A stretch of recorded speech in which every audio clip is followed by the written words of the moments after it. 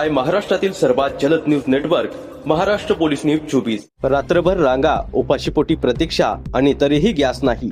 पुसद तालुक्यात नेमकं चाललंय तरी काय? दिनांक 17 एप्रिल 2026 रोजी पुसद तालुका येथे गॅस टंचाईमुळे नागरिक अक्षरशः त्रस्त झाले आहेत।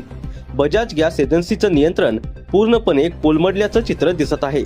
गॅस मिळवण्यासाठी नागरिकांना रात्रभर रांगा लावाव्या लागत आहेत। उन्हात उपाशीपोटी तासनतास थांबूनही गॅस मिळेल याची खात्री नाही। दरम्यान केंद्र सरकारची उज्ज्वला गॅस योजना आणि सबसिडी बाबतही प्रश्न उपस्थित होत आहेत। सबसिडी वेळेवर मिळणार का? गॅस पुरवठा नियमित होणार का? या टंचाईमुळे ग्रामीण भागात पुन्हा चुलीवर स्वयंपाक करण्याची वेळ आली असून यामुळे पर्यावरण आणि आरोग्याचा प्रश्नही गंभीर होत चाललाय। नागरिकांची मागणी स्पष्ट आहे।